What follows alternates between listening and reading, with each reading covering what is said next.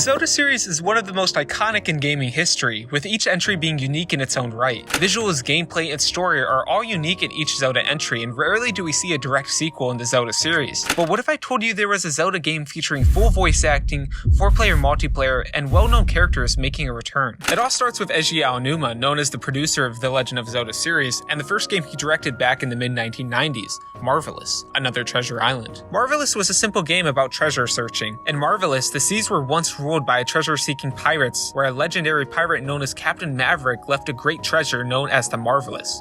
You, the player, play as 3 kids that came onto this island for a class field trip to look for the iconic Marvelous treasure, guarded by tricky puzzles and weird creatures. The gameplay of Marvelous was actually influenced by The Legend of Zelda: A Link to the Past, with a top-down viewpoint and a cursor to search for various on-screen items. Not only did this use the same engine as A Link to the Past, but it was also heavily inspired by the Legend of Zelda series in general due to Aonuma being such a big Zelda fan. With this being his first game to direct, he wanted to make it as close to Zelda as he could. Marvelous: Another Treasure Island was released in October 1996 for the Super Famicom, exclusively in Japan. Due to it being released too late into the Super Famicom's life, Nintendo wasn't investing in localizing the game in other countries, including America. At the time, Nintendo wanted to focus more on the recently released Nintendo 64. And this was the last we heard of Marvelous: Another Treasure Island for quite some time. Dingani, I'm gonna be real, but what does this have to do with the Zelda series? Hey, I'm getting there. It's gonna make sense, alright? Just hear me out. Fast forward 6 years later to the release of The Legend of Zelda: The Wind Waker. Wind Waker was the third 3D Zelda game to be released, following the Ocarina of Time and Majora's Mask, both released on the Nintendo 64. This time, the latest Zelda entry was being released on the newly launched Nintendo GameCube, having tons more power and performance capability compared to the Nintendo 64. The next Zelda entry was able to be more graphically impressive than ever before. But that's where things take a turn. You see, back in 2000, Nintendo had a tech demo trailer featuring their various games for Nintendo Space World,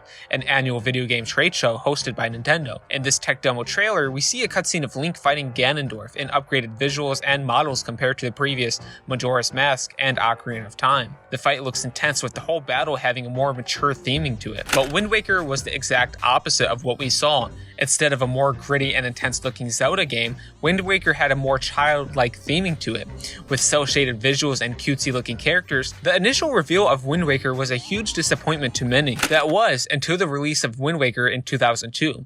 Wind Waker starts off with Link celebrating his birthday, only to save the pirate captain Tetra after being dropped by a giant bird.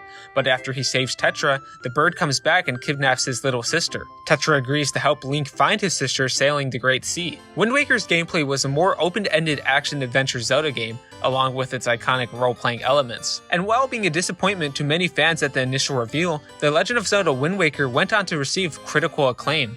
And while some fans still dislike the cel-shaded anime-styled art style, plenty of fans would also grow to love it. The Wind Waker is actually one of my favorite games aesthetically. Literally everything is so cool about it. Well, you still haven't beaten Wind Waker. You got me there.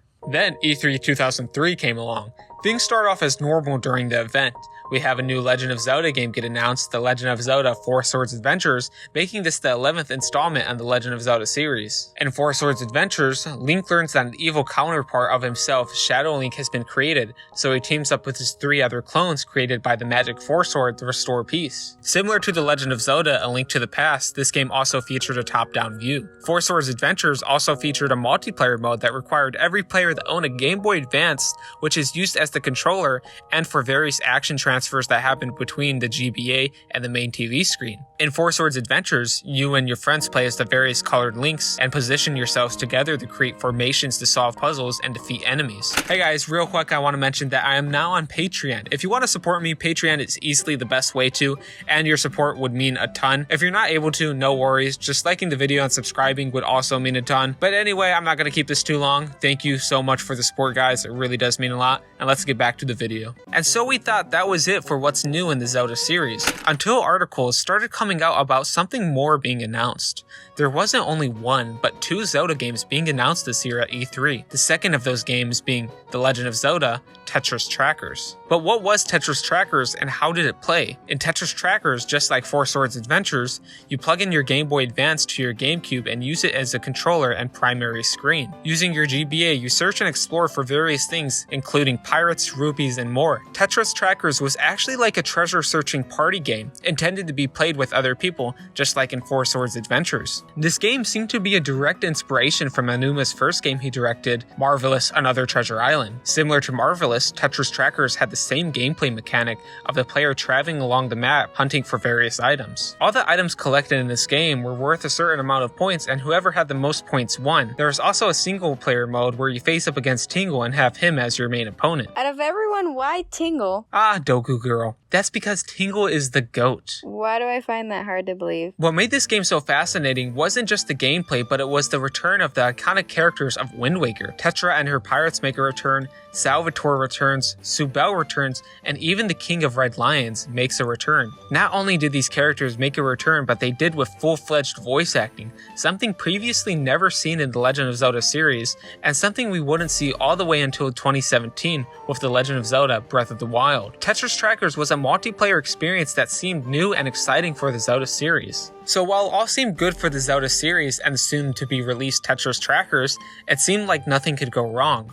Until Nintendo made an announcement that same year. You see, today in the United States, Tetris Trackers doesn't exist, and you cannot buy it anywhere. But why was this game that was shown at E3 2003 end up not existing? Well, that's because it became a part of Four Swords Adventures. You see, Nintendo ended up making Tetris Trackers a part of Four Swords, and not only that, but the only versions of the game to feature Tetris Trackers were the Japanese and Korean versions of the game. Man, it's always Japan that gets the cool stuff. I think it's because these games are made in Japan, Dingani. You know, I think you got a good point. Tetris Trackers was renamed officially to Navi Trackers and never came to the US or any other part of the world, and the game is essentially a forgotten relic of the past. We unfortunately never got to hear English voice acting for Tetra or any of the other characters. Tetris Trackers definitely had a unique story to it, with its origins and inspirations from Marvelous Another Treasure Island, and how it's one of the first Zelda games to feature full voice acting. This game, and now what's known as simply a mini-game within a game, is one of the most interesting pieces in Zelda history.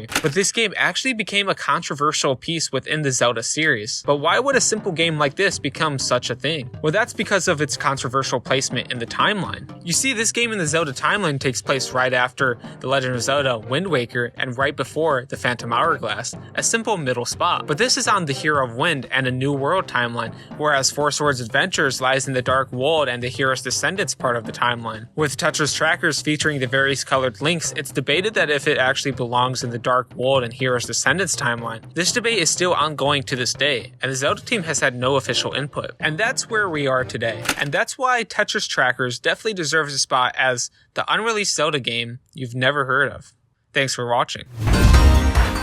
Hey guys, big thank you to my patrons supporting the video, Anaya, Josh, KS, Julian, and Tyler. Thank you guys so much. You guys are all the GOATs. Anyway, I just want to say thank you so much for watching the video, and I'll see you in the next one.